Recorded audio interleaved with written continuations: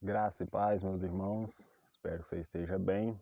Hoje eu queria estar falando de um assunto um pouquinho complicado, visto que isso não é ensinado nas igrejas da maneira que eu vou ensinar aqui.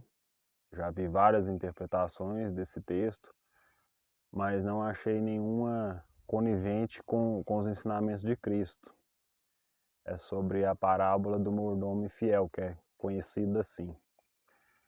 Bem, eu queria estar explicando a partir do capítulo 15 de Lucas, onde começa ali Jesus, ele está ensinando para pessoas consideradas pecadores, cobradores de impostos. Então os fariseus e aquelas pessoas que conheciam da lei, eles começam a criticar Jesus, dizendo que isso não deveria ser feito assim. E aí Jesus começa a contar histórias. Então ele começa a contar assim: se vocês tivessem 100 ovelhas e uma delas fugisse, vocês não iam atrás dela buscar? Então, se referindo assim, essas pessoas são parte, são minhas ovelhas. Então, eu estou indo atrás delas, buscar elas, assim como vocês iriam fazer se vocês tivessem ovelhas e uma delas fugisse. E aí ele continua, conta a parábola que é conhecida como a dracma perdida, né? Que na verdade era uma mulher que tinha as dracmas, e aí ela foi procurar a dracma perdida. Depois ele conta a parábola também que é conhecida como a parábola do filho pródigo, mas que na verdade fala de um homem que tinha dois filhos, porque esses títulos que colocam entre os versículos, na verdade eles foram colocados depois. Eles não são do original da Bíblia. E o que isso quer dizer? Quando a gente diz que a parábola é sobre o filho pródigo, então está falando que é sobre a gente, a história é sobre a gente. Mas quando a gente lê lá e está falando ali que é a história de um homem que tinha dois filhos, então a gente vê que é tudo sobre Deus, é tudo sobre o amor de Deus. E aí continuando, né, essa parábola também estava se referindo a um filho que tinha ido para o mundo gastar, desperdiçar os bens, e outro que tinha ficado em casa. E quando aquele que vai desperdiçar os bens e volta arrependido, o que ficou em casa não aceita ele recusa, ele fica contra o pai dele. E Jesus estava contando essas coisas para se referir ao coração dos fariseus que estava preso ao dinheiro, às coisas materiais. Eles amavam mais ser aplaudido pelos homens, pelas pessoas que estavam olhando ali, do que em servir a Deus propriamente dito. Então, quando chega nessa parábola do mordomo infiel, é uma continuação desse pensamento que Jesus está criando ali naquelas pessoas que estavam escutando. E a crítica principal que ele está fazendo é aos fariseus. Então, ali Jesus começa a contar essa parábola. Ele diz que tinha um homem rico e ele contratou um administrador. Então, esse homem ele era muito rico, ele contrata o administrador para tomar conta dos bens dele, para administrar tudo que ele tinha. Só que aí alguém chega lá nesse administrador, no homem rico, e diz que o administrador estava fazendo coisa errada, não estava administrando corretamente, e o homem vai lá pedir contas para ele. Esse homem rico chega ao administrador e fala: olha, eu tenho escutado coisas de você, eu quero que você preste conta. Então, ele não dá satisfação, ele não pede perdão, não assume que errou, simplesmente ele continua errando mais. O que ele faz? Ele ia ficar mais algum tempo ali tomando conta dos bens desse homem rico.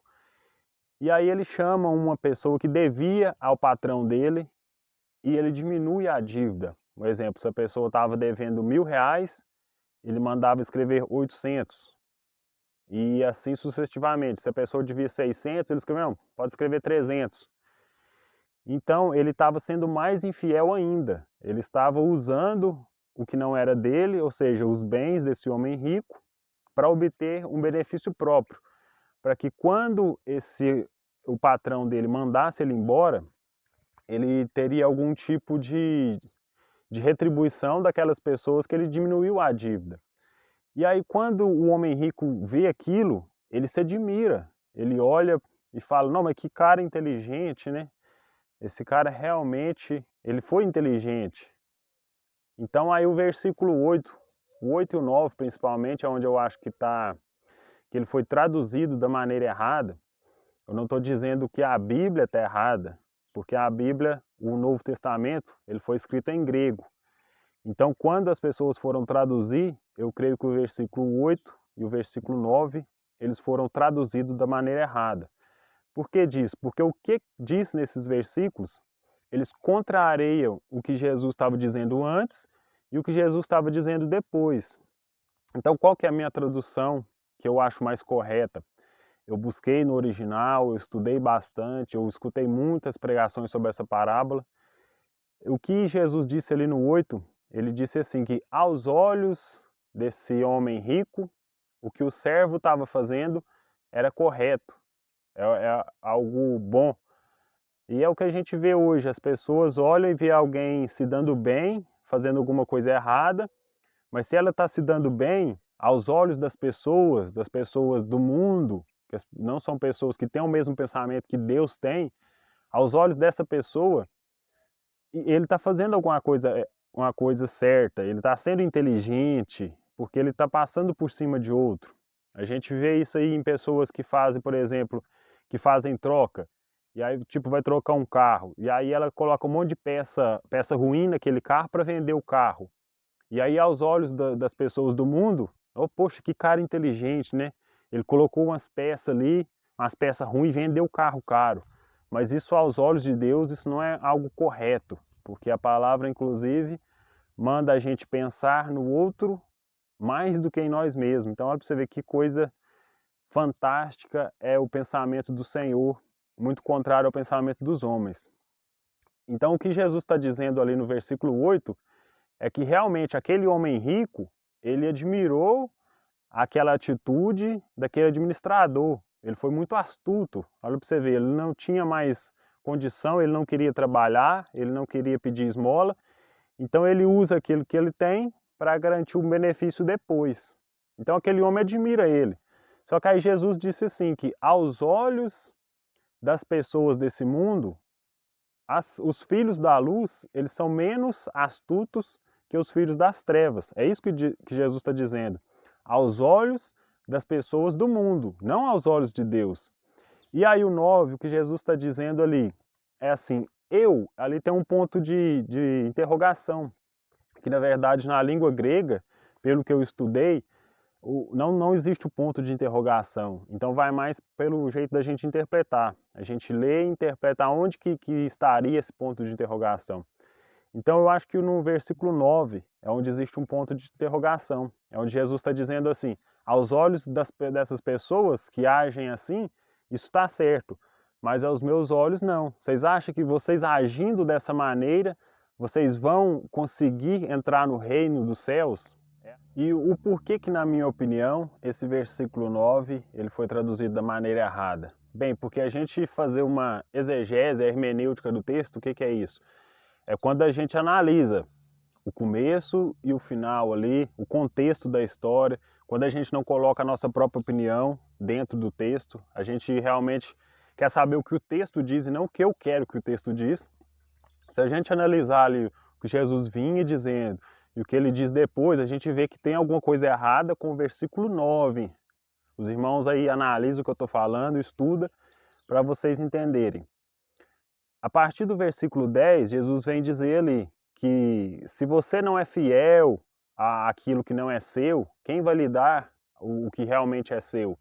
Ou seja, é uma crítica àquele administrador que agiu de forma errada, que não cuidou daquelas coisas do patrão dele. Jesus vem dizendo isso, se você não for fiel no pouco, você não vai ser fiel no muito, e vai dando sequência. E aí chega lá no 15, Jesus fala sobre os fariseus de novo, porque desde o começo ali, essa crítica é aos fariseus, que queriam ser justificados aos olhos dos homens, mas não aos olhos de Deus. E essa é a grande questão. Então Jesus está fazendo uma crítica pesada aos fariseus. Ele fala assim, vocês são esses, então vocês é esse mordomo infiel, esse administrador infiel, que não está administrando as coisas de Deus corretamente. Então a grande moral da história é essa, a gente pensar mais nas coisas de Deus, na vontade do Senhor, e não querer ser justificado aos olhos dos homens, porque é isso que os fariseus queriam. E hoje a gente vê muitas pessoas defendendo bem mais a placa da igreja, né, do que o evangelho em si. Então as pessoas estão bem mais preocupadas em dogmas da igreja, em isso pode, isso não pode, muito mais preocupados com isso do que preocupados com o que realmente agrada o coração de Deus. Então, a moral dessa parábola, ela é bem simples. Aos olhos dos homens tem muita coisa certa, mas essas coisas que aos olhos deles são certas, aos olhos de Deus não são.